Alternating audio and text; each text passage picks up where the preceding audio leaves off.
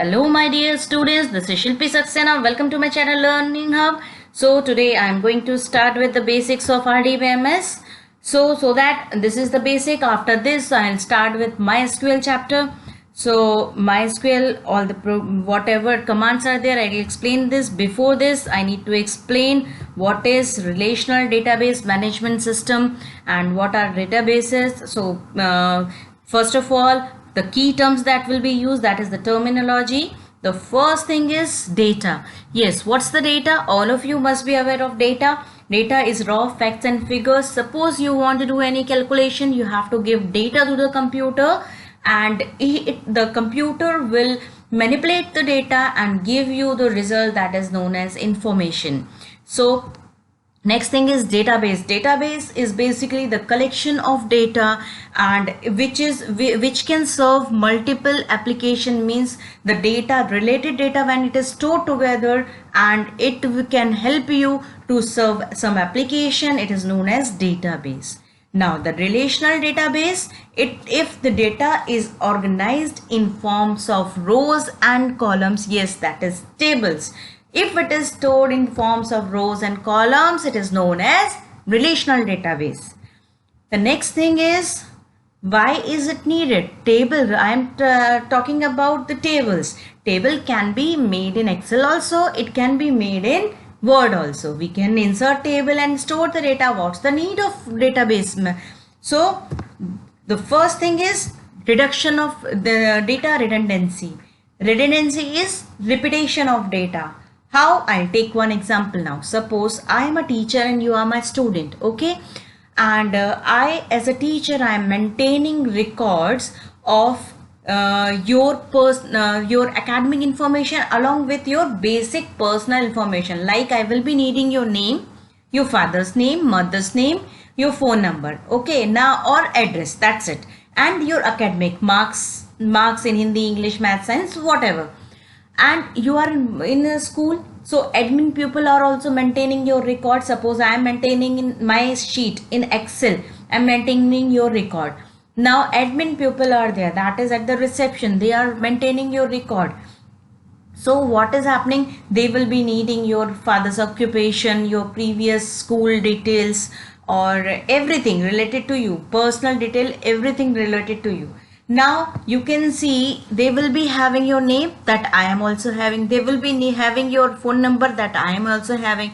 They will be having your father's name, address that I am also having. So the same data is repeated at two different locations. This is known as redundancy. What is the drawback in data redundancy? Very first thing is the memory wastage, the wastage of memory. So to prevent this, we use database. How? I'll tell you. See, if we have only one table or multiple tables linked together, suppose I am maintaining two tables in database. Okay, one having only academic record, one having only personal record. And if we are connecting the two tables using one ID, that is unique ID, then the data will not be repeated. And the second drawback is data inconsistency. Now the same example, you come to me and you tell me, ma'am, my phone number is changed. Now what I'll do, I'll just update my record in my Excel sheet. I have correct record, your phone number is updated, but I don't inform admin people. Now what will happen? Admin people will have different phone number, I will have different phone number, mine is correct, theirs is incorrect. So what will happen? The data is not correct. That is, data is inconsistent. It is incorrect data. So if I told you, if we are maintaining database, so one table personal record, so only one place it is need to be changed. Redundancy is eliminated, inconsistency is eliminated. Then allow sharing of data. The same example, if we are allowing sharing of data, the two tables are there connected through ID. If I as a teacher, I need your phone number, I'll access that table for personal record and take your phone number. If admin people by chance, by issuing TC or for something else, they need academic record, they can just access the academic record table. This is allowing share. This is sharing of data. That is, the database will allow sharing of data. Next thing is security of data. Now I, as a teacher, I should not means I don't have to do anything with your personal records, leaving phone number, father's name, mother's name or address.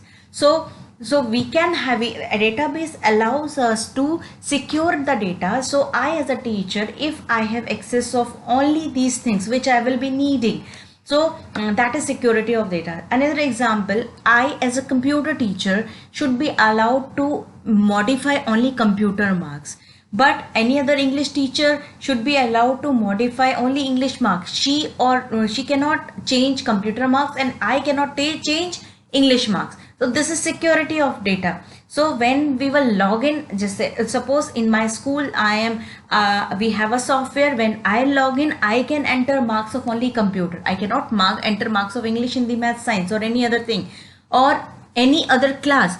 Only I will change marks of classes in which I am teaching. That is security of data. Enforcing standards. Suppose I have a specific standard of date, is that you have to enter date of birth in this DD MMYY format or MMDDYYY format. So that is particular standard. So we can fix the standard in database. The next thing, again, terminology. The first thing is tuples. When we are talking about table consists of rows and columns. Row is known as tuple or record. Another name of row is record. So we can call it as row, we can call it as tuple, and we can call it as record. So don't get confused. In your examination, any of these three words can be used for a row, either row or record or tuple. And the row is basically horizontal collection of cells. Vertical collection of cells is known as column. That is known as attribute. The name given to column is attribute. Another name of attribute is field.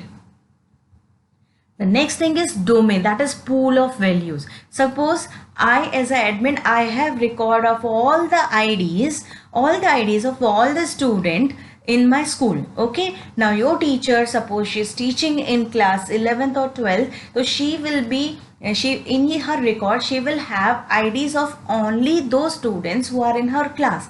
So the data is from the pool of IDs. That is, pool means the whole data from which some data is extracted. So pool of values from which the actual values are appearing in the table. So in her table, she will have ID of only 30, 35 or 40 students of her class from the domain of values. Degree. The number of columns in a table is known as degree. This is very important thing. 1 marker question. It is many times it is asked in board. What is degree and cardinality of given table?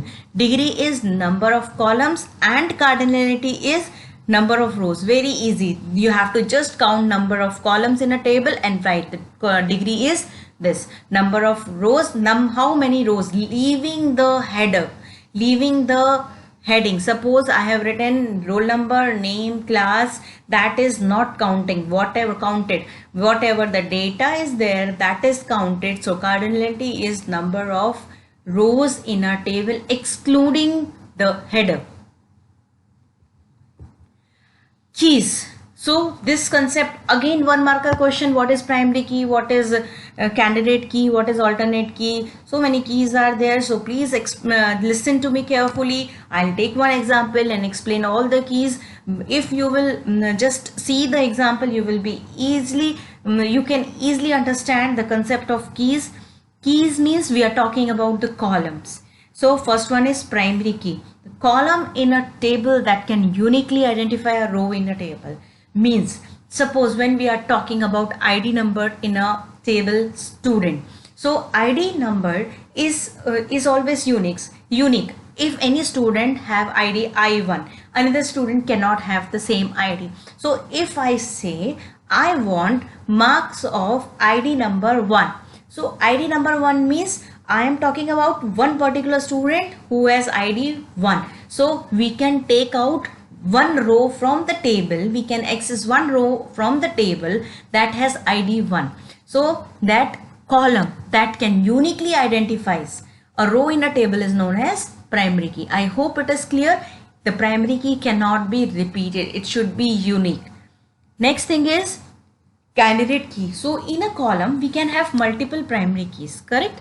So there can be many columns which can be primary key. Suppose in a student table, we can I have ID number also, we can have enrollment number also. If I talk about a class, if I'm talking about a particular section, we can have roll number also as a primary key. So the three columns which have capability of being primary key are known as candidate keys. So all the columns which have unique values, okay, unique values which cannot be repeated in future also, those columns are known as candidate key. From those candidate keys, suppose I am selecting one column as a primary key. So suppose I have three candidate keys: roll number, ID number and enrollment number. So all three have capability of being primary key, but I somehow feel that I will choose only ID number as primary key. So how many columns are left? Two columns. Okay, so candidates keys will be roll number, ID number and enrollment number. Three columns will be candidate key. I select ID number as primary key, so leaving the two columns, that is roll number and enrollment number. So these two columns are alternate keys. So candidate keys which are not primary keys are known as alternate keys. One more thing, that if I want, I can take two columns as primary key. It is not necessary that we have only one primary key. Suppose if I feel, I can take roll number along with ID number as primary key. That is known as composite key. Next thing is foreign key. Suppose in my previous example, I've taken one example of a student in which admin pupil and suppose we have two tables, one of personal record, one of academic record. We were connecting the two tables. So the column which is used to connect the table is known as foreign key. This, at this point of time, just ignore this. I'll explain with the help of an example. Then only you will understand what is foreign key. First of all, I'll take example for primary key, candidate key and alternate key. So you can see the table here. This one is student ID is unique. Roll number is again unique. Email is again unique. So these three, 1, 2 and 3. These three have unique identification. So these three are known as candidate keys. But I feel that student ID is perfect for primary key. So I leave these two keys. So this will be alternate key. Okay. So I hope you understood this. What is candidate key, what is primary key and what is alternate key. The next thing is, we'll come to foreign key. Now foreign key is a non-key attribute derived from primary key of another table. See, suppose the same example, the student table which have ID. Okay.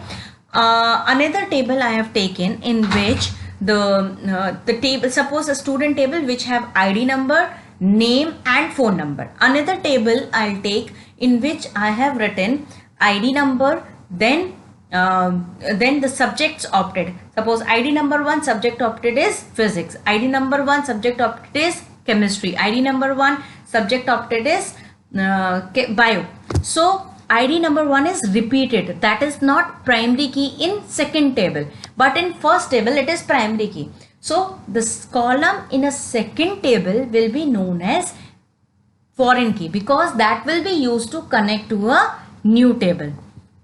So the table in which foreign key exists is known as foreign table or detailed table, and the table in which primary key exists, so the table in which primary key is there, that is known as primary table or master table.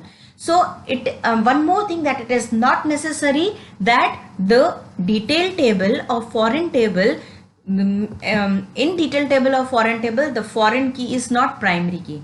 Don't get confused. It may or may not be primary key. It is not mandatory. But in master table, it is mandatory that column which is used to connect to another table should be a primary key. Okay. Now, with the example, it will be easy for you to understand. Example. You can see this. There are two tables. This table, so this one, this is the master table, in which this column is a primary key. You can see it is not repeated at all. See, this is not repeated. Now in another table, this one, this can be repeated. You can see C002 is repeated. So it can be repeated. It may or may not be primary key.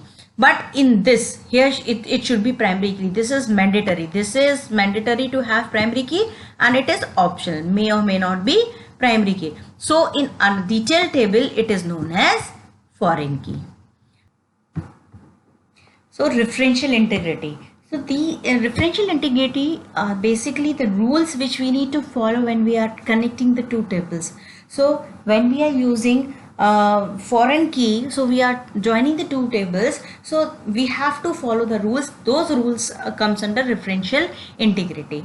So it is a system of rules that DBMS uses to ensure the relationship between records in a related table are valid. So this I will explain you with the help of an example. So you can see here these are the two tables. This is the previous example. So in this, the referential integrity means, suppose I want to add a record here. Here I want to add a record. Okay, and it's the course ID is suppose S001. This I want to add.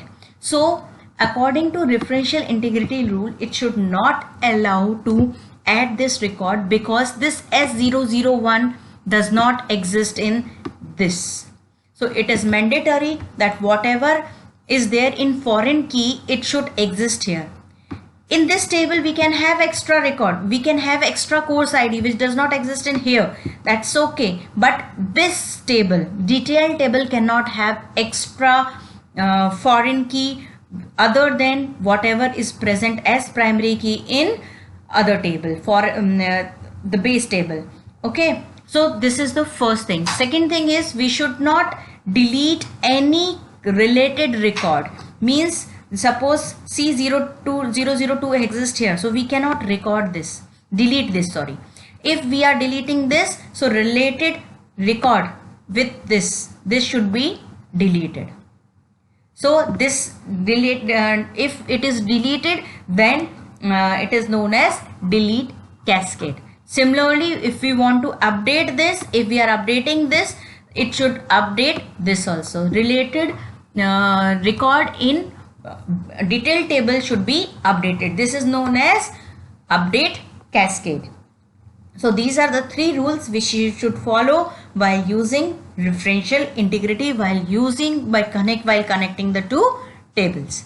So I hope you understood the basics of RDBMS. So in my next video, I'll explain you how you can use MySQL, how you can create database tables and use different queries. So till then, stay tuned. Thank you and have a nice day ahead. Please don't forget to like and subscribe.